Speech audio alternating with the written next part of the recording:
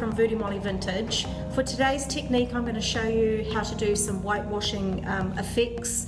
This particular crate is a very rough sawn wood. It's got lots of texture to it, so we're going to treat this a little bit differently than if we were going to be whitewashing a smooth surface. So for this, we're going to be using a mini pot of vintage paint. This is retro blue that we're using today. We're going to use some water. We're going to have gloves on our hands. You'll need a brush and something to stir your paint with. So first of all, we're going to mix a diluted mix of vintage paint and water, and that way we're going to create the literal whitewash effect. So I'm going to use about 50-50 mix, possibly a tiny bit more paint than 50-50, maybe 40-60.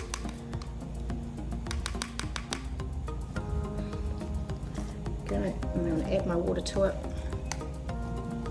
and give it a really good mix. You want this mixed really well, or else you'll get streaky marks of the paint. For this project, you're also going to need a really good rag, a clean rag that hasn't got any dust or lint in it. So to whitewash, you have to be quite quick with this. What we're going to do is we're going to put a thin layer of paint on here. We're going to let it dry 10, 20, maybe 30 seconds at the most, and then we're going to give it a good scrub off with the rag. Now, because it is a rough sawn wood and it is also a bare wood that's not been sealed before, it is going to soak up a lot of paint. So you literally have to get loads on your brush for this. This paint will go a long way though, because you're diluting it 50-50. So when you add diluted vintage paint to bare wood, what you're doing is you're creating its own self-primer, because the paint actually seeps right in to the wood. Okay, so we've flooded that up with colour.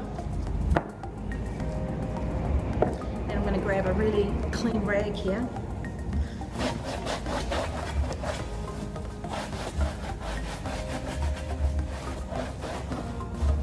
What we've got now is we can still see the grain of the wood showing, but you can see a peak of colour, almost like it's a blue stain. So now that we've done that side, I want to show you what it's going to look like when we go over the writing side.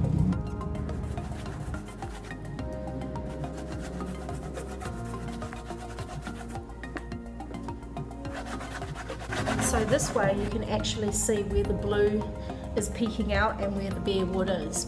Now after I've done this whole entire crate, I'm also going to paint the inside of this as well. I'm going to give it a really good coat of vintage clear coat over the top. That's a water-based polyurethane that is so easy to apply. I'm going to put it on, it's going to seal it all in nicely, and then I'll be able to use this with some caster wheels to slide underneath our bed.